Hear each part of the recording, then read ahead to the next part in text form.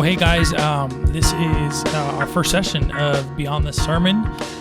So for those that are maybe tuning in for the first time, this is something that we really are excited to start, sort of like our little podcast vibe, and we're excited. So actually, before I get y'all to introduce themselves, I want to give a little bit of the reason why we're doing this. We're calling it Beyond the Sermon because we want to really take some time to break down what the sermon this past Sunday was about. So these episodes are going to kind of be about the sermon, but also we're going to talk about culture. We're going to talk about life. We're going to just talk about personal things, really whatever the Lord leads us to talk about. So let's go around. Introduce yourself. Who are you, sir? Yeah. I don't know. No, I'm joking. Elijah Shemenda, obviously, man, excited. Get to pastor alongside you guys. Awesome. Elijah, where are you from? I started in a little, no, I'm joking. So I've been pastoring the last 12 years in Buffalo. Actually, it's not the last 12 years, is it? I don't know. You celebrated a year. Yeah, you just celebrated a year with us here at Overflow Church. Yeah, so been the lead pastor here for about a year, and man, just been awesome. So yeah, awesome. Yeah. Who else do we got? Yeah. So I'm Dan, newer here to the group as a pastor. Came from Texas not too long ago, but yeah, I just love the idea of being able to on a Sunday morning, there's only so many places you can go with the message. There's so many things I wish I could dive into this, but I don't want to derail everybody's brain from the main point of a passage or something. So I'm just excited we have a place to go where we can dig into fun stuff, rabbit trail here or there that, there's a few of you that really want to hear some of those other little nuggets that are out there. I kind of feel like, I'm not going to lie, it kind of feels like that was a little gentle dig at me because you guys told me earlier that I definitely preached really long this Sunday. Yeah, you went a little bit. Second service was definitely at least 15 minutes. Joel was the one who really emphasized that. I saw a few people leave the room. Hey, listen, man, when the Spirit is leading, you just do your thing. Yeah, and to continue with the introductions, I'm Joel. I get to lead worship here with you guys. I get to be on staff alongside you guys, and so let's dive right into it. This past Sunday, January 8th, 2023, we are in a new year. We just started our brand new series called I Believe. So can you, Pastor Elijah, tell us a little bit, just a 10, 15 second spiel of what I Believe is about? Yeah, really, I Believe is this idea of diving into what are the core foundational beliefs that we as believers, as Christians, followers of Jesus have. And we have these creedal statements. And so we're walking through the Nicene Creed, thinking through that. And I think part of the reason why it was really important for us to do this is because culture is just kind of throwing all these different type of belief systems. And you see in the church today, just a bunch of people which are either deconstructing churches, which are moving away from, their core beliefs and saying, hey, we're going to capitulate to culture or change our foundational principles. And so this is a way for us to say, hey, as a church, which is tied to the church, all the way back to Jesus and the apostles, what is it that we actually believe? Good. Yeah. Capitulate. What a word. Yeah, it's impressive. It's impressive. No, my brain literally couldn't contain that word. Let's be honest. Read a book. Hey, you serious? Awesome. And then, this Sunday we kicked off with that idea, breaking down the Nicene Creed and all that stuff. But yeah.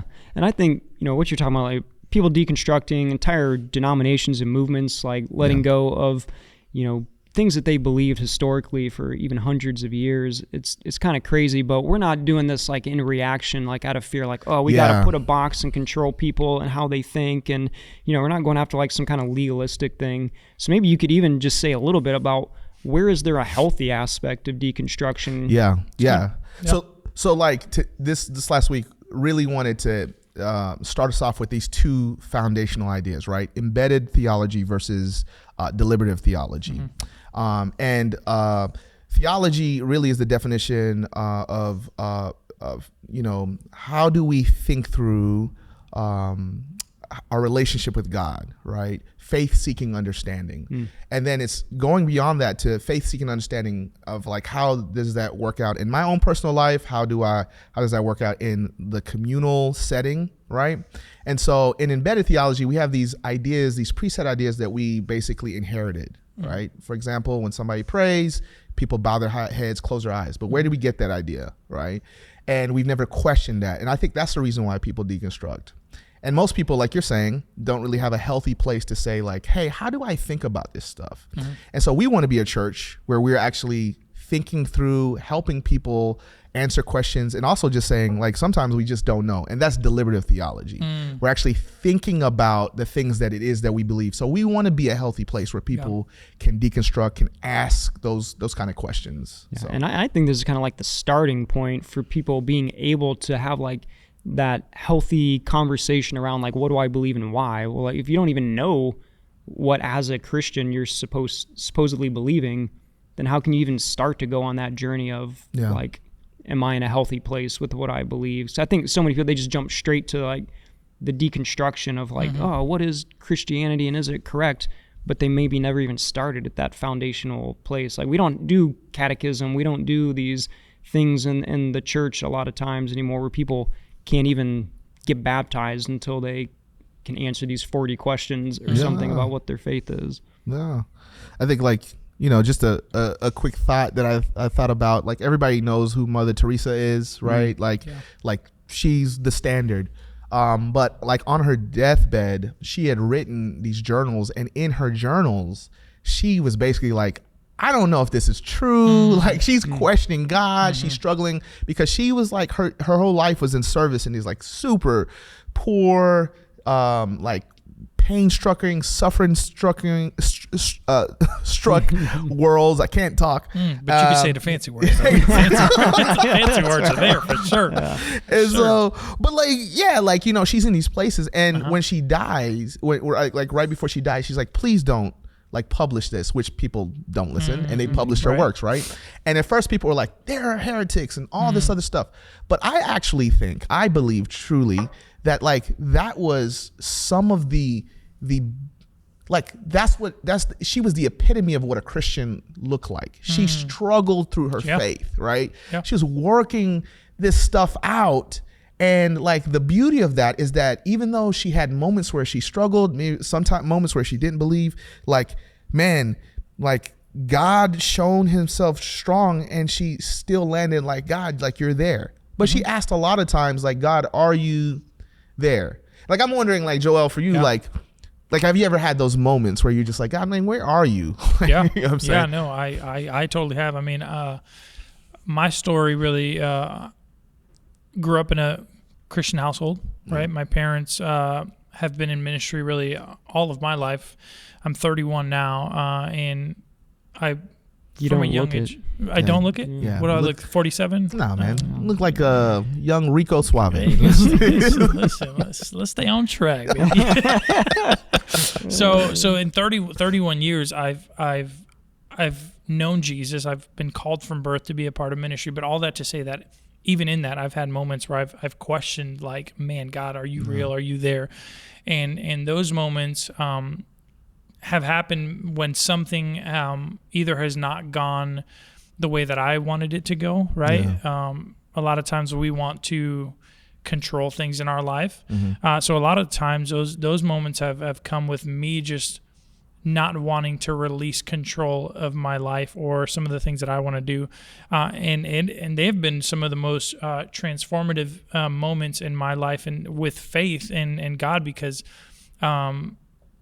it gets to a point where I'm like, okay, I'm done fighting it, and I've allowed the Lord then to step in, and He's shown Himself to be true in my life. But yeah, man, and those moments come more times than not, because we're human. We go through things. We have things happen in our life where we start to question, God, like you say in your word that, you're going to bring me out of this, or like, right now I'm in the valley of the shadow of death. Like, I'm fearing this evil that's near me. I don't see you. But again, those are some of the moments that when I finally allowed the Lord to step in, man, they've been transformative. I've seen him work in some of the most amazing ways.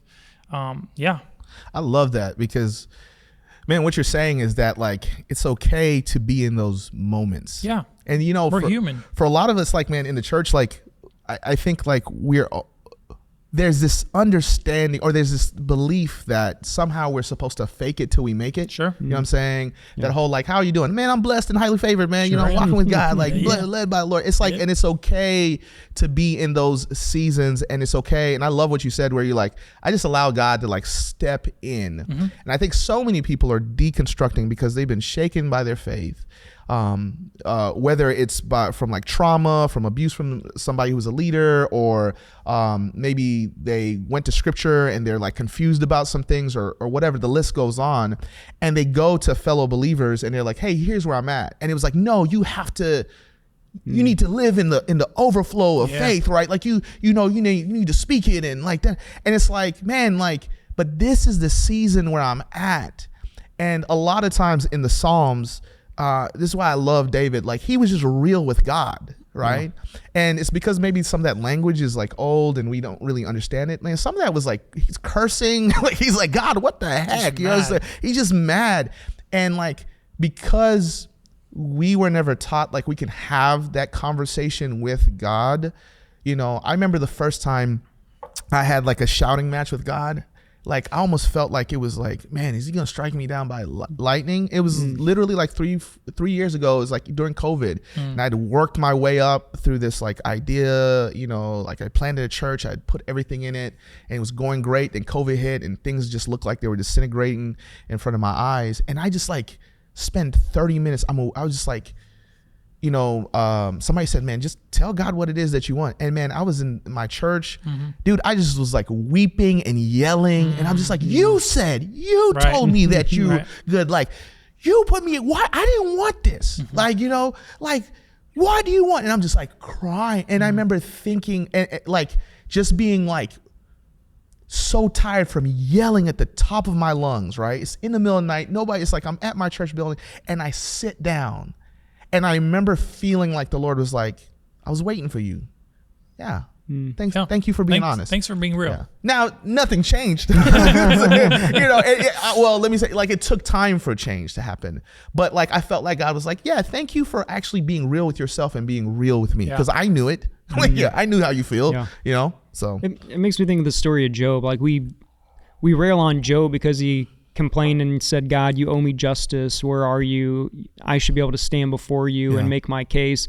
We're like, oh, Job's so stupid, you know, questioning God. But like, yes, God shows up in this whirlwind and he kind of says, do you know all these things that I know? But at the same time, like, this was a man that loved God so much that God pointed him out of all the people on the earth and said, this is my guy right here.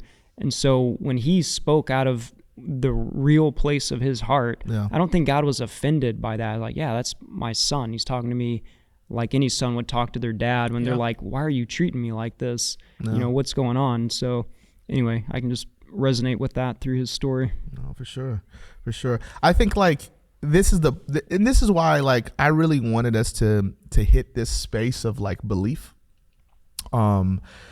because I think it's important for us to wrestle with the ideas and not just wrestle with the ideas. So yes, it was a little long, my bad guys, but I knew that we're going to have to do some heavy lifting on the front end of the sermon, because what I want us to know is that like, even the way that like, you know, our understanding of who Jesus is and the way the church is not this simple, clean cut.